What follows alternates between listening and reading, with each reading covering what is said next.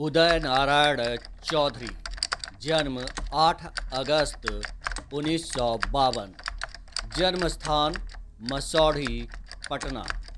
पिता कमल नारायण चौधरी, जन चेतना के नायक और वंचितों की आवाज उदय नारायण चौधरी बिहार की राजनीति में चर्चित चुनिंदा दिग्गज चेहरों में शुमार हैं। सिद्धांत और व्यवहार में समानता रखने वाले चौधरी का संबंध एक साधारण पासी परिवार से है, लेकिन कहते हैं ना, प्रतिभा पेड़ पर नहीं उगती, वह या तो जन्मजात होता है या फिर कठिन परिश्रम से हासिल किया जाता है।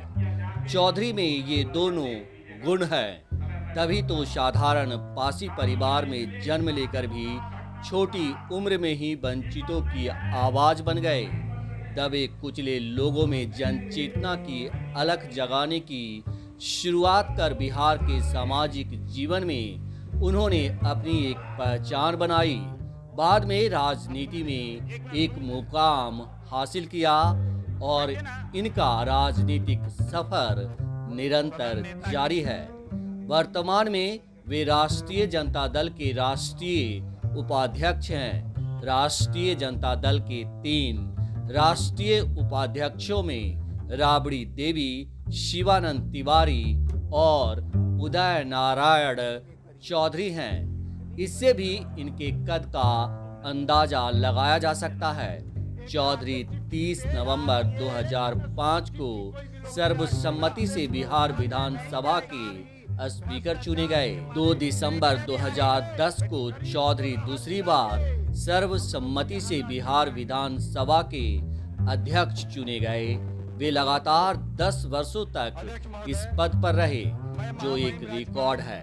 चौधरी बिहार विधानसभा के अध्यक्ष पद पर पहुंचने वाले दलित समाज से पहले नेता हैं, लेकिन यहां तक पहुंचने का सफर आसान नहीं था। इससे पहले उदय नारायण चौधरी ने समाज के वंचितों और शोषितों के बीच करीब 20 सालों तक काम किया। सालों के कठिन संघर्ष और तपस्या में तपकर चौधरी दलित समाज के सबसे चर्चित और दिग्गज नेता बने। इस दौरान न जाने इन्होंने कितनी लाठियां और गालियां खाई। चौधरी 1968 में महज 16 साल की उम्र में गिरफ्तार कर लिए गए थे। गिरफ्तारी के 24 घंटे बाद इन्हें रिहा किया गया। इन पर मिट्टी तेल की कालाबाजारी के खिलाफ स्कूली छात्रों को आंदोलन के लिए उकसाने और उसका नेतृत्व करने का आरोप लगा। दरअसल 1968 में श्रीमती गिरजा कुंवर उच्च विद्यालय मसौढ़ी के छात्र मिट्टी तेल की कालाबाजारी के खिलाफ सड़क पर उतर आए थे, जिसके बाद इलाके की कानून व्यवस्था चरमरा गई थी और इन सबके पीछे था भेदभाव और ऊंच नीच के सामाजिक व्यवस्था के खिलाफ विद्रोही तेवर अपनाए युवा अवस्था की ओर बढ़ रहा उदय नारायण चौधरी। 1970 में चौधरी मसौढ़ी से अपने माता पिता के साथ पटना आ गए। यहाँ मंदिरी मोहल्ले के नाले के किनारे स्थित झुग्गी झोपड़ी में अपना झुग्गी डाला। इसके बाद झुग्गी के बच्चों में शिक्षा का अलख जगाने के लिए उन्हें पढ़ाने लगे। झुग्गी में रहते हुए उन्हें घर का महत्व समझ में आया और फिर इन्होंने बेघरों के लिए घर आंदोलन का आगाज किया। 1975 में पटना में आई भीषण बाढ़ उदय नारायण चौधरी के जीवन का टर्निंग पॉइंट रहा। इस भीषण विभीषिका के दौरान चौधरी की मुलाकात पटना कॉलेज के वाइस प्रिंसिपल फिलिप मंथरा से हुई, जिनके नेतृत्व में चौधरी ने मंदिरी मोहल्ले के सैकड़ों बाढ़ पीड़ित लोगों को पटना कला महाविद्यालय में लाकर उनके लिए भोजन और दवा का बंदोबस्त कर उन्हें बड़ी राहत पहुंचाई। बाढ़ पीड़ितों को राहत पहुंचाने के दौरान उदय नारायण चौधरी की सेवा भाव और नेतृत्व क्षमता देखकर फिलिप मंथरा ने उन्हें समाज सेवा से जुड़ने का आग्रह किया। चौधरी ने उसे स्वीकार कर लिया। इसके बाद वे देश के कई राज्यों में वंचितों, शोषितों की हक की लड़ाई लड़ने लगे। छत्तीसगढ़, मध्य प्रदेश और संयुक्त बिहार के आदिवासी बहुल इलाकों में बंधुआ मजदूरी के खिलाफ आंदोलन चलाया और हजारों बंधुआ मजदूरों को इससे मुक्ति दिलाई। इस दौरान चौधरी ने मांझी समुदाय की दयनीय हालत देखकर उनके उत्थान के लिए उनके बीच रहकर काम करना शुरू किया।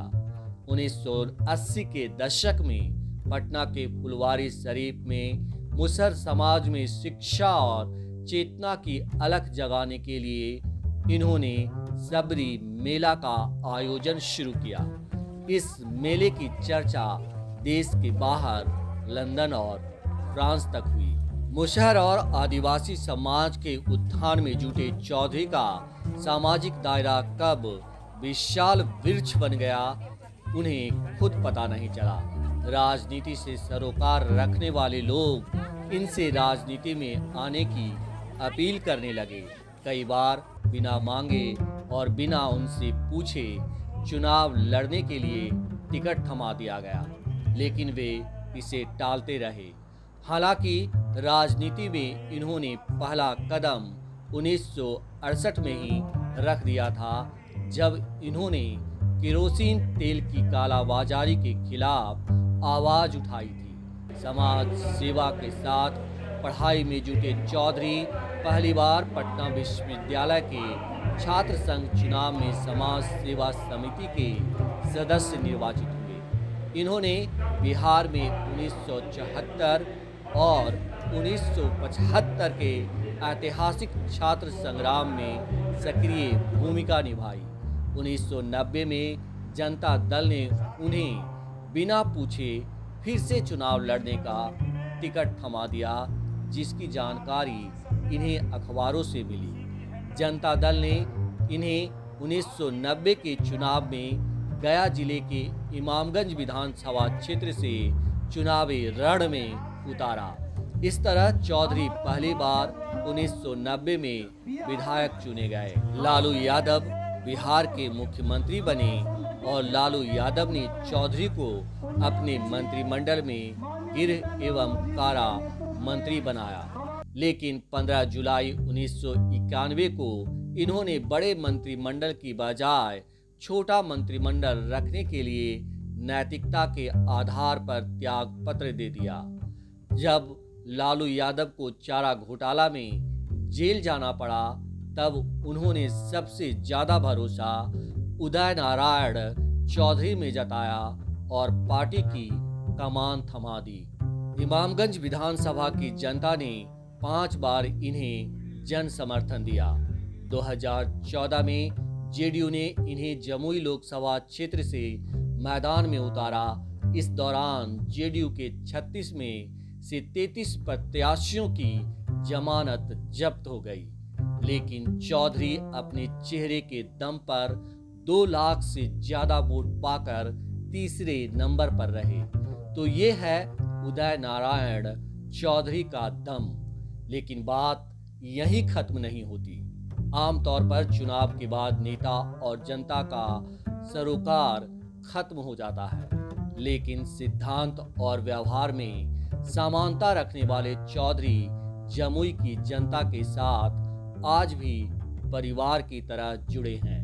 जमुई की जनता आज भी अपनी समस्या लेकर यहाँ के मौजूदा सांसद चिराग पासवान से ज्यादा उदय नारायण चौधरी के पास पहुँचते हैं। यही नहीं, 2014 के लोकसभा चुनाव के बाद से अब तक कोई ऐसा महीना नहीं जब चौधरी कुछ दिनों के लिए जमुई नहीं गए हों। उदय नारायण चौधरी का जन्म 8 अगस्त 1952 को बिहार के पटना जिले के मसौढ़ी थाना अंतर्गत संगतर गांव में कमल नारायण चौधरी और उर्मिला देवी के अत्यंत साधारण पासी परिवार में हुआ।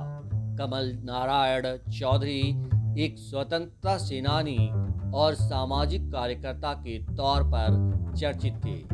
इनका स्कूली शिक्षा मसौढ़ी से और उच्च शिक्षा पटना विश्वविद्यालय से हुई। इन्होंने स्नातक में प्रतिष्ठा का विषय राजनीति शास्त्र को चुना। ये हिंदी अंग्रेजी के साथ साथ बिहार में बोली जाने वाली मगही, भोजपुरी और मैथिली तीनों में प्रवीण हैं। यही नहीं, ये बहुत कम लोग जानते हैं कि चौधरी को कई विदेशी भाषाओं में भी महारत हासिल है। ये पहले सामाजिक कार्यकर्ता के तौर पर और बाद में स्पीकर के हैसियत से दुनिया के कई देशों का दौरा कर चुके हैं। इनकी पत्नी का नाम वेरोनिका चौधरी था, जो अब इस दुनिया में नहीं है। इनकी एक बेटी डॉक्टर विद्या ज्योति पेशे से डॉक्टर है और दामाद डॉक्टर संजय कुमार सरोज भी डॉक्टर हैं। वहीं दूसरी बेटी श्वेता लता पेशे से वकील और सोशल एक्टिविस्ट है, जबकि बेटा कैप्टन ज्ञान प्रकाश पायलट है और बहू सॉफ्टवेयर इंजीनियर है।